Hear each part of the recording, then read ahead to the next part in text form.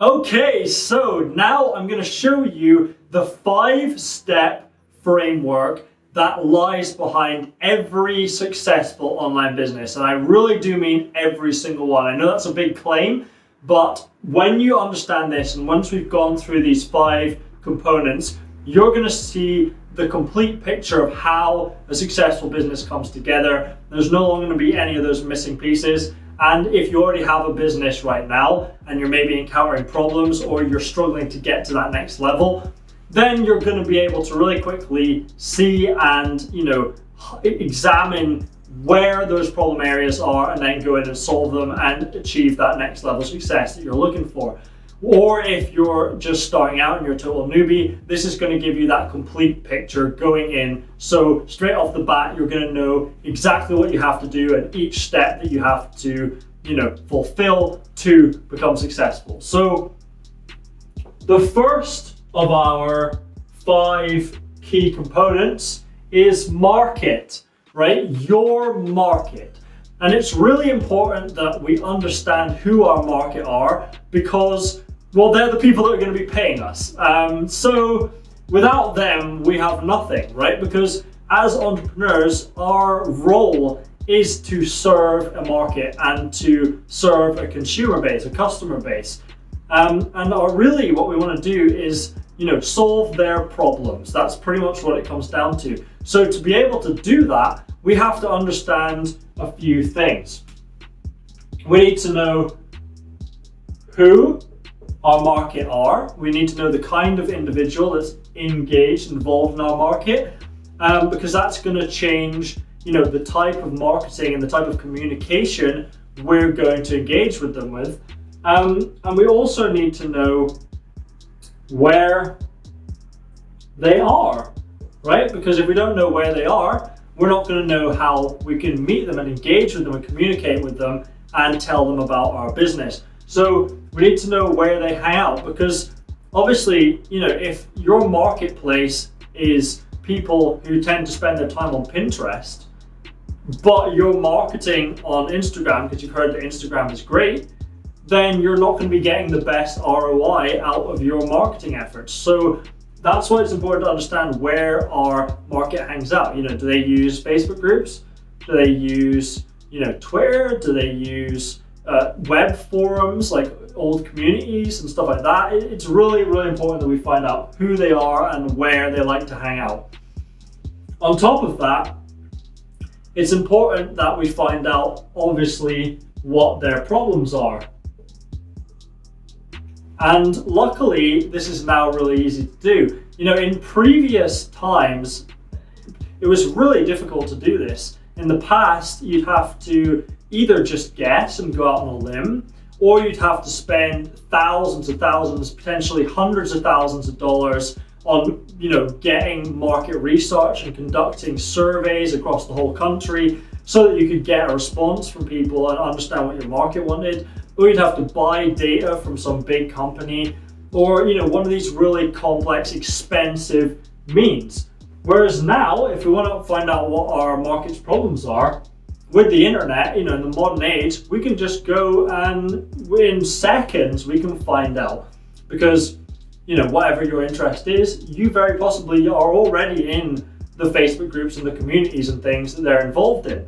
If not, all you have to do is go out there and have a look in the Facebook groups and have a look in the, the social media profiles and the big pages and have a look in the, the web forums and the communities that they're involved in and just see the kind of questions they're asking. See what kind of problems they're facing, because anytime someone comes in and says, hey, how do I do X? Or, hey, I'm having a problem with X, could someone help me out?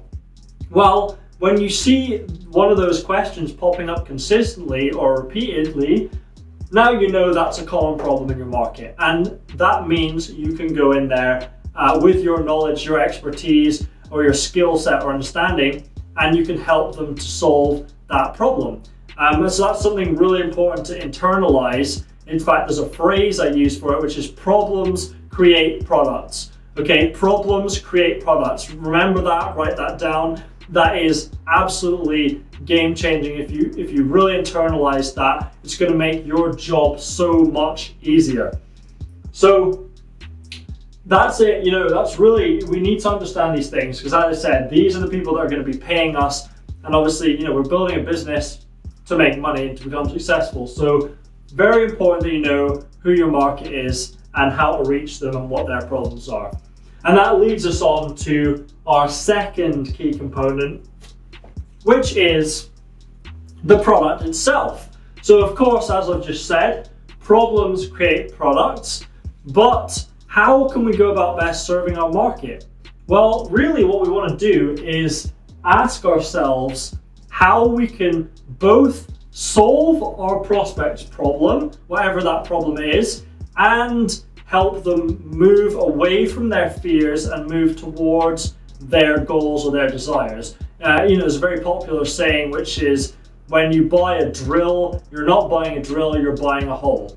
Okay, because really the person, you don't want the power drill, you want the hole in your wall so you can hang the picture up. So that's kind of how you want to think about this when you're creating your products. You want to think, how can I help my customers to achieve that specific result that they're going for? It's not about creating a really cool product and talking about all the features, because no one really cares if your drill can do all this crazy stuff and spin at 7 million RPM and has a 24-hour battery life or whatever. What they really care about is this going to get the job done and get me the result that I want? So that's what you really want to think about, is your products need to be results based. And when they're results based rather than features based, you can also charge, that's a terrible dollar sign, you can charge more for what you're selling.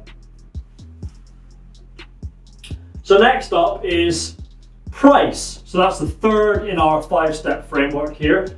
Pricing is something that's often overlooked. You might be surprised that it has a whole category of its own, but let me explain why. The reason we really have to actually think about pricing is because although it might seem arbitrary at times, sometimes you go into the store and you're like, it's $1.99, but everyone knows it's $2, really. Like $1.99 is just $2. There's no difference functionally. There's madness, there's method behind the madness. There's not madness behind the method, maybe a little bit, but there's definitely method behind the madness, okay? There's psychology, human psychology comes into pricing, where, for example, the $1.99 versus $2 example, well, the reason for that is because while we know on a logical level that $1.99 and $2 is just the same, on a subconscious level, we look at the leftmost number. So when we look at $1.99 versus $2, we see the 1 and we perceive it as lower cost. So in our subconscious mind, psychologically, we view that as a significantly better offer. So there's psychology behind this, which is something you want to have a little think about. Although it's not like, don't get totally bogged down in this, because it's probably not that important. If you have a good product, and don't worry about it, don't be obsessed with like, should I charge $97 or $87 or whatever, like don't worry about that too much, but do have a little think about it and pay attention to it. But more importantly with pricing, and this is the two pieces of pricing that really matter, is firstly, whether it's going to meet our financial needs, right? Our needs, because most businesses, in fact, a lot of businesses, when they go out of business or when they fail, the reason they fail is because they're not profitable, right? They run out of money and the business has to shut down. So a common reason for this is because the owners of those businesses don't know this framework and they haven't thought consciously about pricing. They've just kind of arbitrarily priced their products, or they've guessed, or they've just gone along with what everyone else in their marketplace is doing without consciously making a decision about it.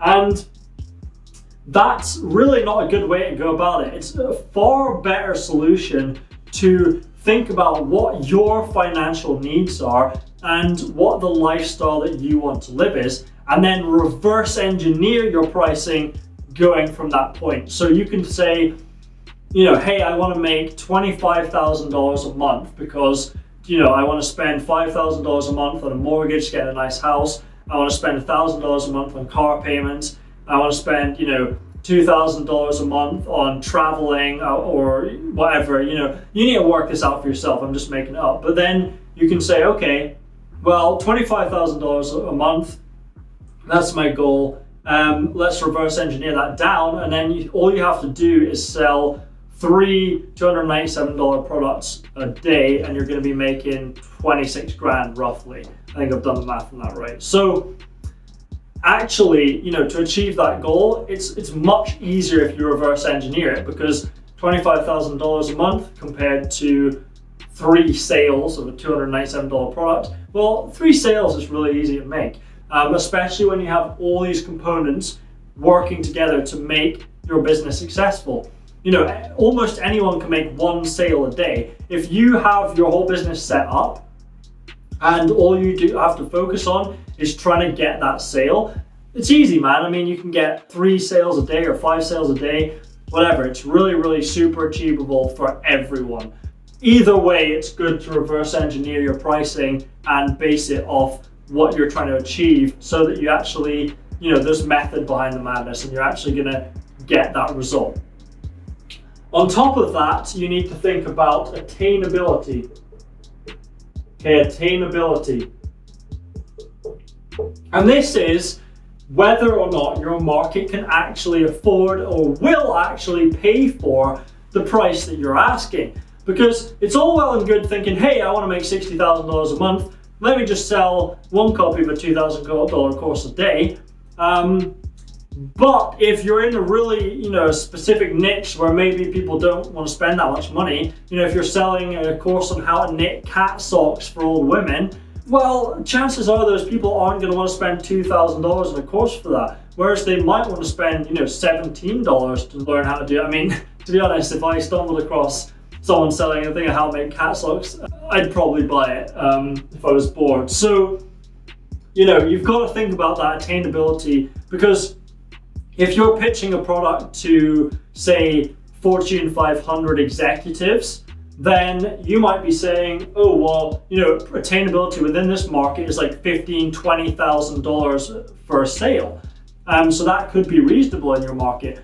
Whereas for someone in, the yoga market or the health and fitness market, then they might be looking at $47 or $197, or in that kind of $50 to $300 range, rather than in the thousands or tens of thousands. So it's really important to think about attainability, whether your market can actually afford it in the first place, but also whether they're actually willing to spend that much on what you're offering.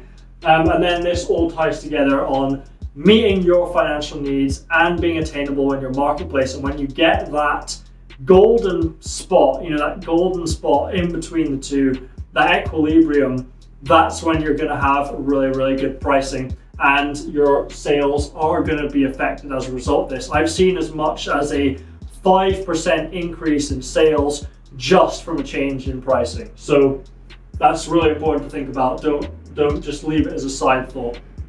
Now, the 4th component in our 5-step framework is traffic. Okay, traffic. Traffic is very challenging. This is something that 95% of guys get wrong. Once you have the tactics and the strategies for it, it's actually pretty easy, but there's a lot of myths and misconceptions about this. One of the biggest ones is thinking that you need to drive as much traffic as possible to your business, which really isn't the case, because it's actually much better to get the right traffic than it is to get a lot of traffic.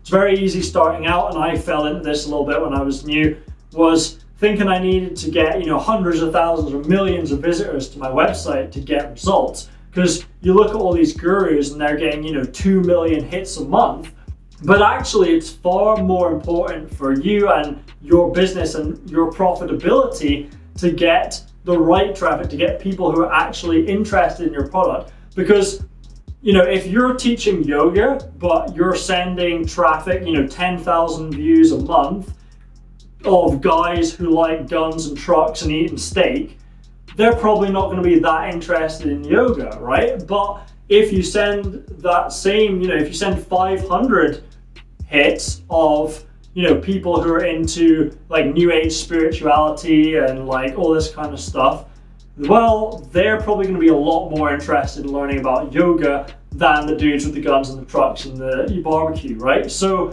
it's really much more important to do that because, you know, would you rather spend $100 on ads or marketing and drive 500 people that turns into, you know, $1,000 or $2,000 in sales, or would you rather spend $3,000-$4,000 driving 10,000 hits that's going to turn into like 10 sales, okay, and then you're not going to make money? So this is how you make your ads profitable.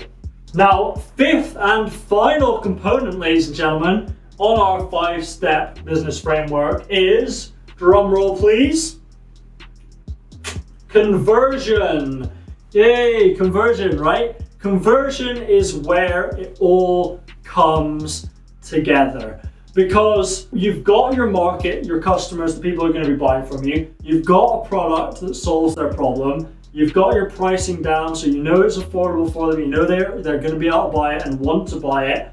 And you're getting their attention and driving that traffic, driving them to your business. Now, once they've come over here, how are you going to turn them into people that actually take their money out, take their credit card out and pay you? Okay, that's where conversion comes in. But really what it comes down here is communication. Nowadays, you know, people often get kind of stuck with this. They think, oh, you know, I don't want to be pushy. I don't want to be salesy. I hate salesmen. It's a really, really common thing. But the beauty of the modern era is that we don't need to do any of that. It's actually sometimes counterproductive to be pushy and aggressive and salesy. So you don't need to do that at all, because the thing is, historically speaking, you know, the old way of doing it was we'd have random people coming into our business. You know, if you had a business on a high street, people would be walking past and they'd be coming into your business and looking in the window and stuff. And whenever someone came in, you'd have to try and sell them on that product, because you'd just be getting random people and they weren't necessarily targeted customers. Whereas now, we know who our market is and we know that they're already interested in our stuff, right? They're already interested in it. We don't have to really do anything to convince them. We just have to communicate with them and demonstrate that what we have to offer is what they want. Okay, and if it is what they want, they're going to go ahead and buy it because they already want it. Okay, and if it isn't what they want, then they're going to walk away, and that's actually a good thing, because we don't want people to buy our products if they don't actually need them, because what's going to happen then is they're going to end up refunding, or you're going to end up with customer service difficulties or getting bad reviews and things like that. And that's not what we want in our business. We want people who we're really going to be able to help and provide value to and get that win-win relationship. So, you know, we don't have to be pushy, we don't have to be aggressive, we don't have to be salesy or spammy to convert people into customers. We just have to be genuine and communicate with them and show them what our product is, how it works, and how it's going to benefit them and solve their problem and meet their needs. And if you can do that effectively, which again, I'm going to go more in depth into and show you how this works, so make sure to come back tomorrow and the day after for the next videos, then you're going to be making sales. This framework, I hope you can see that this is a complete business framework right here. Okay, when I came up with this, I realized that this is the whole process. Okay, you've got your customers, the people you're selling to, the product you're selling them, how much you're charging them, you're getting their attention, and then converting them into customers. That's it. That's the entire process right there. You don't need anything else to build a successful business. And what I want to do now is show you how this framework ties into my business model, my exact business model, okay? So this is how it works. You've got your customer here, okay? And whatever he's doing, he's searching around, browsing the web. Maybe he searches in Google and he stumbles across your website, or maybe he finds you on social media, or whatever it is. You know, maybe he clicks one of your ads. Either way, this is your customer. I know my handwriting's terrible. And what you're going to do is send them over to your website. And your website's main purpose is to progress that lead through and send them towards your product offer. Okay, that's basically all your website is designed to do. Okay, and of course they're already interested in your niche, so they're going to be interested in your product by extension, right? Just naturally, because these two things are going to be congruent with each other. At which point they're going to make the decision to obviously buy your product, and then they're going to be taken to the payment processor.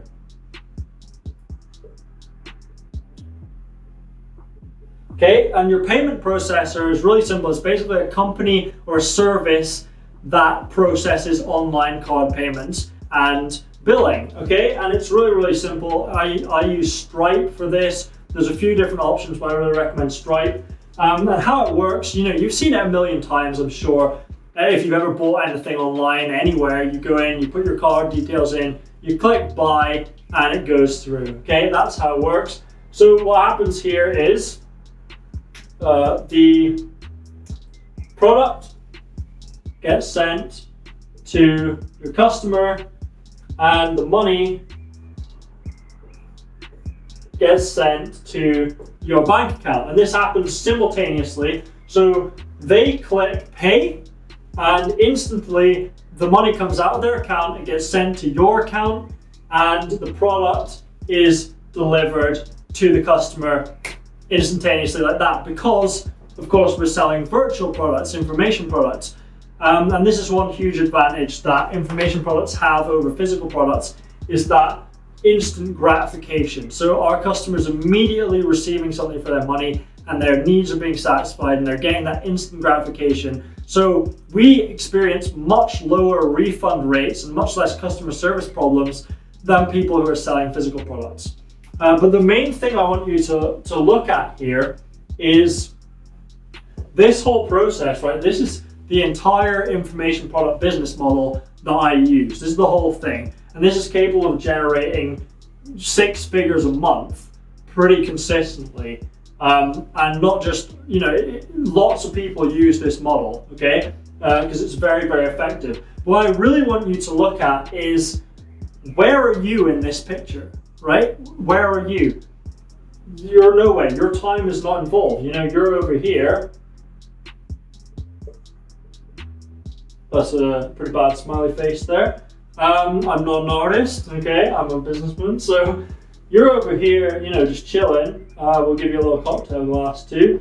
So you're over there just chilling, drinking a martini or whatever, doing whatever it is you want to do. And this whole process happens completely independently of you, completely independently of your time input, right? There's none of your involvement here at all. It's just totally time independent. And this is how people, you know, age 20, age 26 are able to make just awesome amounts of money, because you can sell 1 product a day, you can sell 10 products a day, you can sell 100 products a day, you can sell 10,000 products a day, and it's still the same process, right? You're not involved. Your time is completely detached from your income.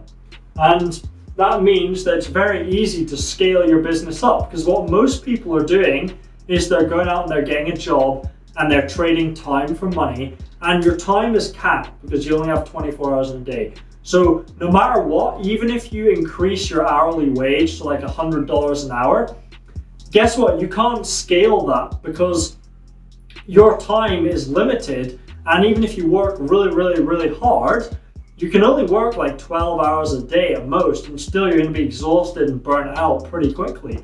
And why would you want to work that hard anyway? Because you can do this, you can have all your free time, and you can make more money at the same time. So it's basically the best of both worlds. And this is only possible now because of the internet. And it's really, you know, a new thing. It's just an amazing opportunity. And I honestly believe that if everyone knew how much money there is to be made on the internet and how easy it is to do it, they'd all quit their jobs right now and they'd go home and start an online business. Because as you can see, you know, once you get this, when you have these components and you apply them to this model, that's it. It just all comes together and you've got a complete business model, and it's pretty much foolproof, right? It's cause and effect at this point, because you've got your market, which is your customers. You've got your product and pricing, which comes in here in this section with your website and your product. Your traffic is the art of sending this guy through this process, right, through your sales funnel, and then conversion happens at the end of getting them to actually take out their card and pay you money. And that, as you can see, that's the whole process right there. That is my entire business broken down. And you might be thinking, well, that sounds way too easy. And partly, yes, it honestly really is pretty easy once you learn the skills of how to do this. And this is really going to help you on your journey to building a business like this, if that's what you want to do. Hey, if you enjoyed this video and would like more similar content, remember to click that subscribe button and check out the first link in the description, or my website at iamroboneill.com, where I have tons of really valuable free tools, resources, there's guides to help you get started, to help you grow your business, all kinds of great stuff for you. So go ahead and check that out, click the link, and I hope you enjoyed it. I'll see you soon.